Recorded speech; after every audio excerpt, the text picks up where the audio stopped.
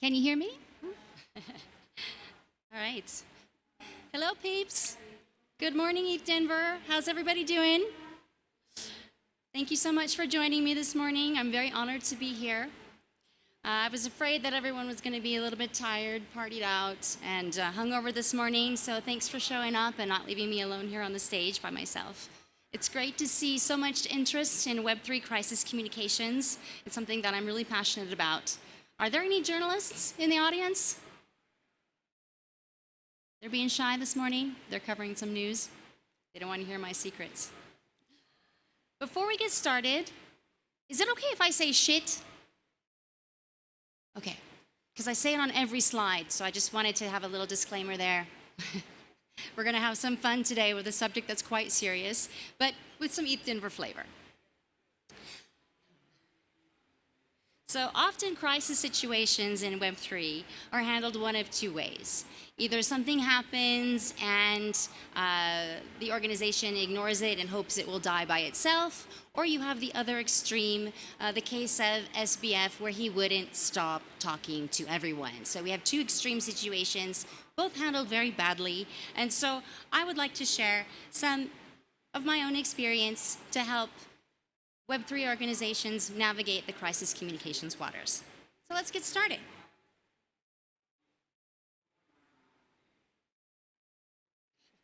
I've been through a lot of shit. First of all, let me tell you a little bit about myself. I'm originally from San Francisco, so I started my career in the Silicon Valley in 1997, Web 2, working in tech in the dot-com boom. I was a junior marketer working for a startup that had an office in Palo Alto and an office in France. And I thought, well, how cool is that? I could speak French at work. It was a very fast-paced, unfiltered, and toxic environment, especially for a young 22-year-old woman. Things that were absolutely not acceptable in the workplace were considered normal, corporate behavior. And when I spoke up about things that made me uncomfortable, I was told that I didn't have a sense of humor. Things were very different back then. There were no smartphones and social media hadn't taken off yet. But crisis communications have always been something that have existed in Web 2 and Web 3. So over the past 25 years, I've had a variety of marketing and communication roles in Web 2 technology organizations, ranging from startups to global organizations. On a personal note, I've been married for 23 years, and I'm the mother of 2 young adult university students. So there's not a lot that scares me anymore. I've been in Web3 since 2018 when I joined Consensus. Today, I'm head of marketing and comms at Mento Labs. We're on booth 219 next to the main stage. If you want to learn about real-world digital assets, come and talk to us. We'll be happy to tell you more. I'm very grateful for my Web3 journey. I'm also a member of SheFi, so shout out to my girls who heated up the stage just before me. Love. It's an amazing organization. I'm a media trainer and coach, so I work with spokespeople of all different profiles and backgrounds to help them feel comfortable speaking with the press and navigating through spicy situations. Some of you who know me personally may know that I'm a sailor, and I'm also known as Calmon.eth, but I'm called the captain. So the captain is also supposed to go down with the ship, but the captain is the one person in control of your boat when you're navigating through any situation. So I've been in the trenches multiple times in terms of crisis situations, and I just want to share a methodology I've put in place with you to help you navigate through spicy situations. And some of the organizations that I've worked through in the past in Web3.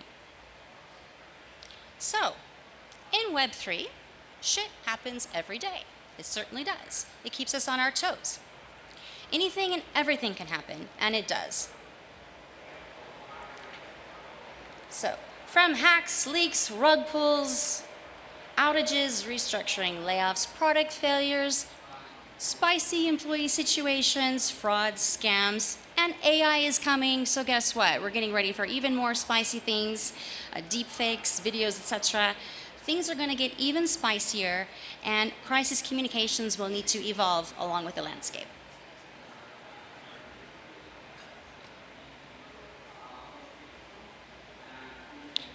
Why should you give a shit about Web3 crisis communications?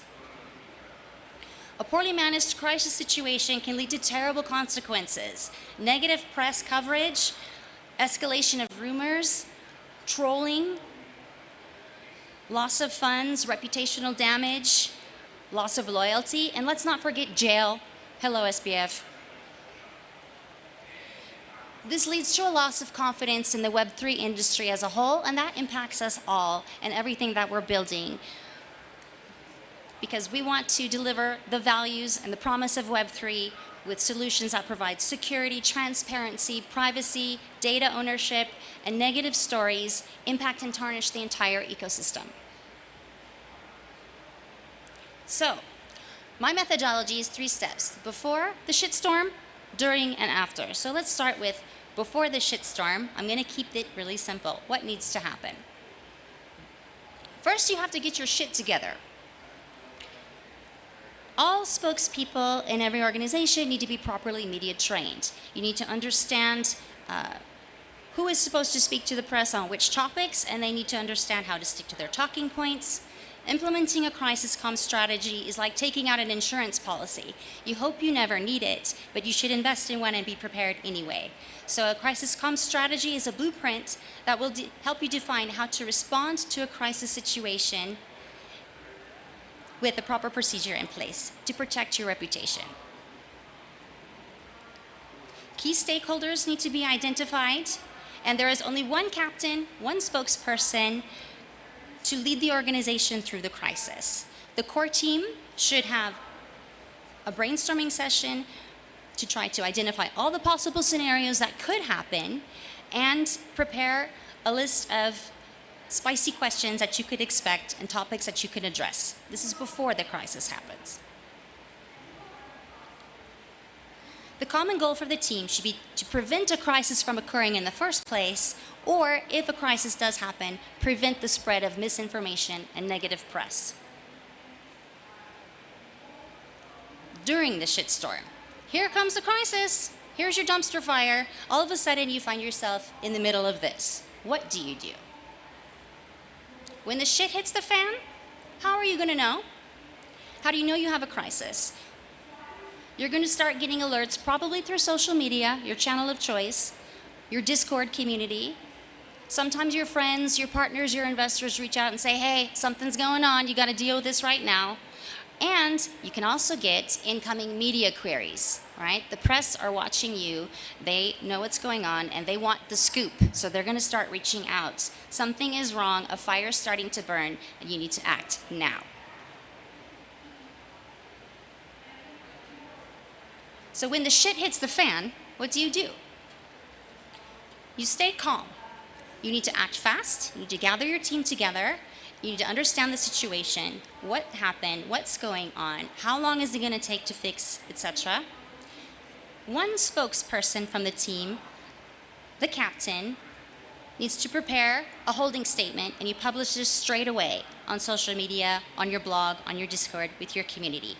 No other person in the organization should communicate or respond to anything on social media. You need to really keep the lid on this thing until you understand what's going on. Let your captain handle it and monitor the situation.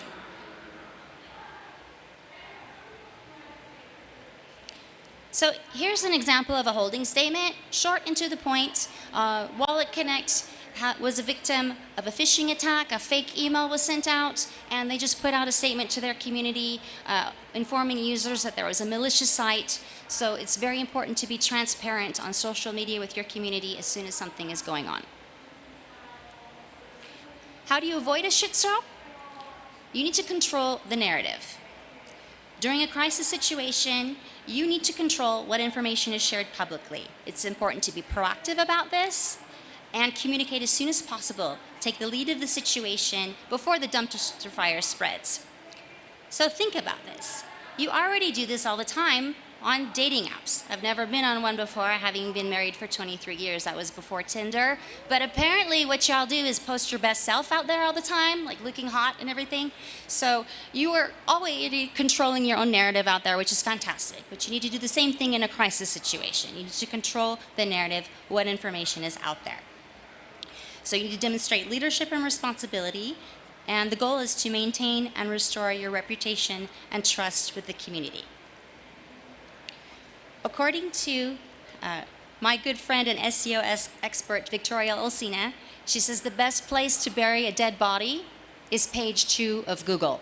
So when you start getting negative press coverage, you want to bury that with positive news controlling the narrative, and you want to try to get to the return to normal situation as soon as possible.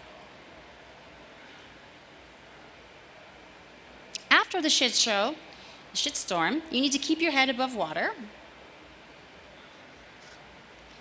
And here's some good shit. Once the dumpster fire has been put out, you need to put out a post-mortem statement, okay? So this is published on your website, on your blog, providing transparency to the community.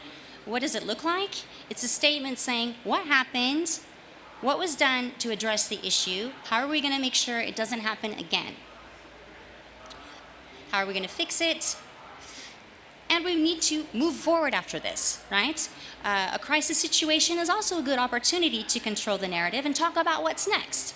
A product launch, a new partnership, an upgrade, something positive to bury that negative activity and negative news. You can take this a step further, set up an AMA session with your community, and even do more proactive outreach with the guidance of your crisis comms captain. So here are some key takeaways. No bullshit. Be prepared ahead of any crisis situation and stay calm. Act fast. Trust your spokesperson. Publish a holding statement. Monitor and update. Put out your postmortem for transparency and move forward to bury the dead body. You have any shitty questions? You can always reach out to me on Telegram, Twitter. Scan my code. Come visit me on the booth. Happy to share more. Happy to answer any questions. Thank you.